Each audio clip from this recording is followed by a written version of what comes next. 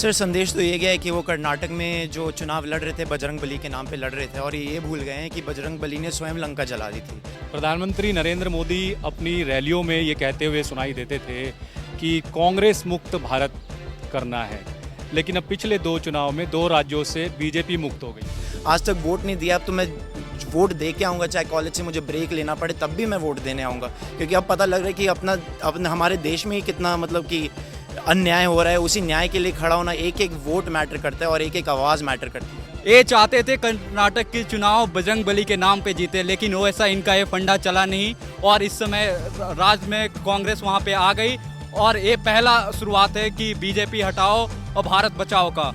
अल्लाह, परमात्मा, भगवान, गॉड सब एक है। हम सब लिटरली हमारा सोर्स एक है, चाहे आप स्पिरिचुअल लेंस से देखें, चाहे आप यूनिवर्सल लेंस से देखें, चाहे आप फिजिक्स के लेंस से देखें, हम सब एक है। और ये लोग बंटवारे पे ही वोट लेना चाहते हैं। ये लोग बंटवारे पे ही बजरंग बली करेंगे या अल्लाह अकबर करेंगे। जो जय श्री राम और अल्लाह अकबर के नाम पे उन्नति लाए, बंटवारा नहीं, उसको वोट जाएगा। नमस्कार, मैं हूं परवेश और आप देख रहे हैं द भारत खबर। कर्नाटक चुनाव के नतीजों के पूरे देश में चर्चा है।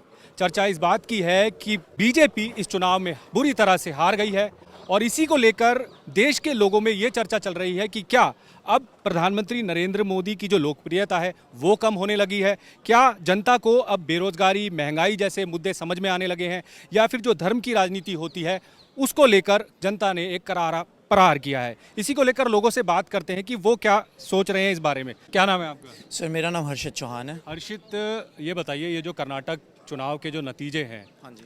बीजेपी की बुरी तरह से हार हुई है इस चुनाव में, कांग्रेस जो है सरकार बनाने जा रही है, तो जो कर्नाटक के नतीजे हैं उनकी चर्चा पूरे देश में हो रही है, तो किस तरीके का संदेश गया है पूरे देश में? सर संदेश तो ये गया है कि वो कर्नाटक में जो चुनाव लड़ रहे थे बजरंग बली के नाम पे लड़ रहे थे और ये भूल गए हैं कि बजरंग बली ने स्वयं लंका जला दी थी। रावण भी अपने आप को शिव भक्त बुलाता था, शिव के ही अवतार थे बजरंग बली, उन्होंने ही स्वयं लंका जला दी थी। तो ये बजरंग बली के नाम पे जब तक इलेक्शन लड़ते रहेंगे, राम जी के नाम पे लड़ते रहेंगे, सर यही है। जनता को अब ये सब बंटवारा दिख रहा है। जनता को जो जय श्री राम और अल्लाह अकबर के नाम पे उन्नति लाए, बंटवारा नहीं, उसको वोट जाएगा। कि अभी सर मैं भी अभी एक और इंटरव्यू चल रहा था, वहाँ पे बोल रहे थे कि ये प्रोटेस्ट को इंटरनेशनल ले जाना चाहते हैं। मैं यूएस से पढ़ता हूँ, यूएस में मेरी अभी यहाँ पे इंडिया में बुक रिलीज़ हो रही है, कलयुग नाम है। यही हमारी सरकार कलयुग लाई है और ऐसे ही मैंने इश्यूज़ के बारे में बात किया हुआ है कि कैसे मतलब कि हमारी बेटी बचाओ बेटी पढ़ाओ के नारे तो बोल देते हैं, लेकिन उसके बाद ना बेटी का विकास चाहते हैं, ना बेटी को पूछते हैं।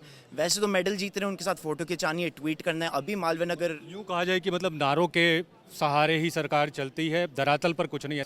बिल्कुल। कुलभूषण के आप कुछ भी ले लीजिए, अभी लास्ट 5 to 10 ईयर्स में मतलब कि इतने सारे केसेस सामने आते हैं और इतना मतलब बोलने के बाद जाके कुछ न्याय होता है। और अगर होता भी है, मतलब कि मैं तो ये सोच रहा हूँ कि ये तो अभी हमारे इतने बड़े एथलीट्स हैं तब जाके उनको न्याय नहीं मिल रहा है। जो हमारे घर में माँ बेटी है उनका क्या हो रहा होगा। ऐसे यूएस में पढ़ता हूँ, अभी मैंने ब्रेक लेके आया हूँ अपना ये बुक को प्रमोट करने और सिमिलर सोशल इश्यूज़ के बारे में बात किया है। और इसलिए आज मैं यहाँ पे भी आया हूँ इसी बारे में बात करने कि ये इश्यूज़ को मतलब कि धर्म का नाम बोलते रहते हैं, सनातन धर्म ये लोग खुद ही नहीं समझते, खुद ही अधर्मी है लोग। सनातन धर्म क्या बोलता है कि हम सब एक हैं। अल्लाह, परमात्मा, भगवान, गॉड सब एक है। हम सब लिटरली हमारा सोर्स एक है, चाहे आप स्पिरिचुअल लेंस से देखें, चाहे आप यूनिवर्सल लेंस से देखें, चाहे आप फिजिक्स के लेंस से देखें, हम सब एक है। और ये लोग बंटवारे पे ही वोट लेना चाहते हैं। ये लोग बंटवारे पे ही बजरंग बली करेंगे या अल्लाह अकबर करेंगे, जो भी करेंगे। यूँ माना जाए कि ये जो कर्नाटक के नतीजे हैं और इससे पहले हम हिमाचल के भी जो नतीजे थे वहाँ भी बीजेपी की हार हुई थी। सेम कर्नाटक में ऐसा हुआ, बहुमत के साथ कांग्रेस जीत गई, बीजेपी की यहाँ भी हार हो गई। तमाम बीजेपी की तरफ से प्रधानमंत्री नरेंद्र मोदी ने भी रैली की, अमित शाह ने भी रैलियाँ की। तो ये माना जाए कि अब जो देश की जनता है वो कहीं ना कहीं ये जो धर्म की राजनीति है इसको पीछे छोड़ दी है और जो बेरोजगारी, महंगाई और जो अर्थव्यवस्था गिर रही है इसको लेकर अब सजग हो गई है। सर अब जनता भी पागल नहीं है, जनता को भी दिख रही है कि किस पे राजनीति चलाई जा रही है इतने टाइम से, कि धर्म के नाम पे कि सनातन धर्म ही धर्म है और बाकी सब बेकार है। जबकि सनातन धर्म खुद बोलता है कि सबको एक साथ सबका विकास, सनातन धर्म बोलता है कि सबका साथ सबका विकास, और सबका साथ सबका विकास तो हो ही नहीं रहा है। हमारे बेटियों का नहीं हो रहा है, यहाँ हमारे माइनॉरिटीज़ का नहीं हो रहा है। तो अब जाके लोगों को असलियत दिखाई दे रही है। अभी तो ये कर्नाटक के इलेक्शन से 2024 का भी पता लगता है कि किसको कितनी सीट मिलेगी, कि क्या होगा। अभी ये इतना हमें मतलब प्रमोट हो गया है ये मेंटालिटी कि अब यूनिटी आ सकती है और अब बंटवारे के बेसिस पे अब वोट और इलेक्शन नहीं होंगे। तो जिस तरीके से अब चीज़ें चल रही हैं देश में कि धर्म के नाम पर झगड़े चल जाते हैं, दंगे हो जाते हैं, तो इस तरीके की चीज़ें अब लोगों को समझ में आने लगी हैं कि ये भविष्य नहीं है देश का भविष्य पढ़ाई लिखाई में। बिल्कुल सर, मैं खुद न्यूट्रल रहता था, मैं बचपन से न्यूट्रल हूँ सर।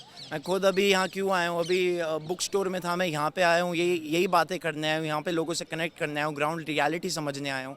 अभी बहुत लोग हैं मेरे जैसे जिनको कुछ परवाह नहीं थी सर, और अभी आते हैं यहाँ पे, अभी बात करते हैं, अभी इन सब ये रियलिटी समझ रहे हैं। आज तक वोट नहीं दिया, अब तो मैं वोट दे के आऊँगा, चाहे कॉलेज से मुझे ब्रेक लेना पड़े तब भी मैं वोट देने आऊँगा, क्योंकि अब पता लग रहा है कि अपना हमारे देश में ही कितना मतलब कि अन्याय हो रहा है। उसी न्याय के लिए खड़ा होना, एक एक वोट मैटर करता है और एक एक आवाज़ मैटर करती है। ठीक है, जब युवा खड़े होंगे तो जाहिर सी बात है कि सत्ता में भी उसका एक संदेश जाएगा कि भाई जब युवा जाग जाता है तो फिर सत्ता बड़ी बड़ी हिल जाती है। प्रधानमंत्री नरेंद्र मोदी के बारे में अगर मैं बात करूं तो प्रधानमंत्री की छवि को लेकर आप क्या समझते हैं? सर, प्रधानमंत्री की छवि को मैं देखिए तो यही समझता हूँ कि चाहे इज़्ज़त है, प्रधानमंत्री हैं, लेकिन हिपोक्रेसी भी बहुत ज़्यादा है कि ट्वीट करने में सबसे आगे, फ़ोटो खिंचाने में सबसे आगे। अभी यहाँ पे आपकी बेटियाँ बैठी हुई हैं, अभी तक ना फ़ोटो ना ट्वीट ना कुछ, मतलब एक चू भी नहीं निकल रही। कर्नाटक में करोड़ों खर्च कर रहे हैं आप रोड शो पे, यहाँ पे आ जाइए, यहाँ पे एक बार बात कर लीजिए, कम से कम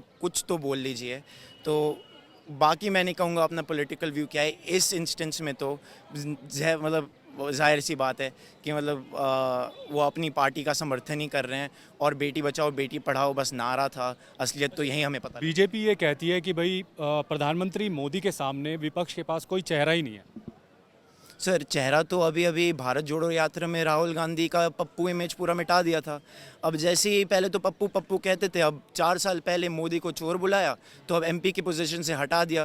तो ये क्या हो रहा है? और जस्ट बिफोर 2024 इलेक्शन, तो कुछ तो हो रहा है, कुछ तो पॉलिटिक्स चल रही है। तो चेहरा तो अभी, चेहरे जितनी भी आ रहे हैं उन चेहरों को पहले ही उभरने से पहले ही उनको मतलब नीचे ढकेल दे रहे हैं। तो यही मैं कहना चाहूँगा, उसके बारे में डरा के रख रहे हैं कि जानबूझकर मतलब चेहरा नहीं बनने दे रहे हैं। बिल्कुल, कि राहुल गांधी मतलब इतने इन्फ्लुएंशियल फैमिली उन रही है उनकी और है अभी भी, अगर उनको मतलब कि 2 साल की जेल सुनाई जा सकती है तो मैं कौन हूँ, या यहाँ पे जनता का कौन आदमी बोलने में मतलब हिम्मत रखेगा।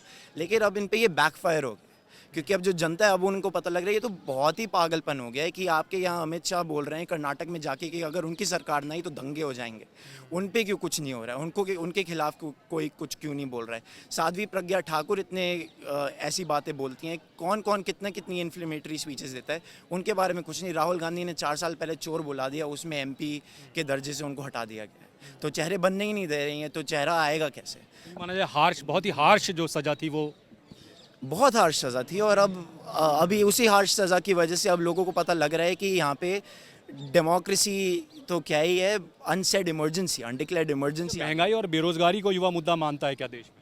उसे बिल्कुल बेरोज़गारी और उसको मुद्दा मानता है। उसी वजह से बाहर मैं एजुकेशन प्राप्त करने गया था कि बाहर मैं जॉब लूँगा या जो भी लूँगा, क्योंकि यहाँ पे ब्रेन ड्रेन क्यों होता है। यहाँ पे पहले तो अपना एजुकेशन सिस्टम वो अलग ही टॉपिक है, लेकिन एम्प्लॉयमेंट यहाँ पे मैं अगर राइटिंग कर रहा हूँ या साइकोलॉजी कर रहा हूँ, यहाँ पे चाहे सैलरी हो चाहे जॉब्स हो, यहाँ पे हर चीज़ का तो पहले धंधा बनाया हुआ है, वो भी एक अलग पॉइंट है। लेकिन इन्हीं रीजंस की वजह से हमारा युवा बाहर जाता है। अभी लौट के आया हूँ, अब 100% यहीं रहूँगा, पॉलिटिक्स में रहूँ या ना रहूँ, इतना मुझे 101% पता है कि यहाँ पे रहना है। इसी सोसाइटी में मैं पला बढ़ा हूँ, इसी सोसाइटी को वापस देना है। डेफिनेटली सरकार का भी हाथ है इसमें, लेकिन मैं मानता हूँ कि युवा का भी हाथ है। ऐसा अच्छी बात है, आप ऐसा सोचते हैं, देश के बारे में युवा को सोचना भी चाहिए। एक सवाल और है, आप दिल्ली से हैं। हाँ जी। दिल्ली के मुख्यमंत्री हैं अरविंद केजरीवाल, हाँ जी। आम आदमी पार्टी से, उनको लेकर आपका क्या कहना है, क्या नज़रिया है? उतना मैं ऑनेस्टली बताऊंगा, मुझे उतना पॉलिटिक्स आम आदमी पार्टी का पता नहीं। ये जो मैं, जैसे मेरे ड्राइवर अंकल हो गए या घर पे काम करते हैं जो, या तो नॉर्मल जनता से जो बात करता हूँ वो बोलते हैं कि वो काफ़ी ज़्यादा सेटिस्फाइड है आम आदमी पार्टी की पॉलिटिक्स से। मुझे पर्सनल उतना लेवल पे उतना बताते हैं वो किस फील्ड में मतलब उन्होंने काम किया, क्या बताते हैं आपके? कि ग्रास रूट लेवल पे हेल्प करने की कोशिश की, एक वन ऑन वन बेसिस पे पॉलिटिक्स चल रही है, इंस्टेड ऑफ कि अनरीचेबल नहीं है, वो बहुत अप्रोचेबल है, कि कॉमन मैन के लिए अप्रोचेबल है। ये सुनने में आया, अब पर्सनल एक्सपीरियंस है नहीं मेरे को। क्या अरविंद केजरीवाल भी 2024 में प्रधानमंत्री के टक्कर में आ सकते हैं? सो मुझे लगता है कि जो जिसको भी अपने ऊपर हिम्मत है और जो भी पॉलिटिकली अभी थोड़ा सा पावरफुल है, उनको टक्कर देनी चाहिए, साथ में दे मिल के या अलग अलग दे के, जैसे भी टक्कर देनी चाहिए। क्योंकि सर अगर भाजपा की सरकार वापस आ गई तब 2019 में इलेक्शन नहीं होने वाले हैं, तब आएगा हिटलर राज। ठीक है, हाँ। जी मैं इतने दूर से आया हूँ, हर्षित जी ने बहुत अच्छा बोला, इनके पॉइंट को मैं बहुत वो करता हूँ, समर्पण करता हूँ। यहाँ पे कितने लोग कहाँ कहाँ से आ रहे हैं, लेकिन हमारे जो बीजेपी के लीडर हैं वो आज तक इनको देखने भी नहीं आए। जब इन्हें मेडल मिला तब उनकी फ़ोटोज़ सब चीज़ इनके साथ, लड्डू मिठाई सब खाने आ गए थे, जलेबी खिलाने आ गए थे, लेकिन अभी कोई नहीं आ रहा है इनसे मिलने। अब तो इनका नाम ही भूल गया है। इनका जो बृजभूषण सिंह जी है, तो अब तो कर्नाटक का चुनाव भी खत्म हो गया है, अब तो कम से कम सरकार को आ जाना। ये चाहते थे कर्नाटक के चुनाव बजरंग बली के नाम पे जीते, लेकिन वैसा इनका ये फंडा चला नहीं, और इस समय राज्य में कांग्रेस वहाँ पे आ गई, और ये पहला शुरुआत है कि बीजेपी हटाओ और भारत बचाओ का। तो प्रधानमंत्री नरेंद्र मोदी अपनी रैलियों में ये कहते हुए सुनाई देते थे कि कांग्रेस मुक्त भारत करना है, लेकिन अब पिछले 2 चुनाव में 2 राज्यों से बीजेपी मुक्त हो गई। ये तो शुरुआत है, और ये पहला शुरुआत है कि बीजेपी हटाओ और भारत बचाओ का।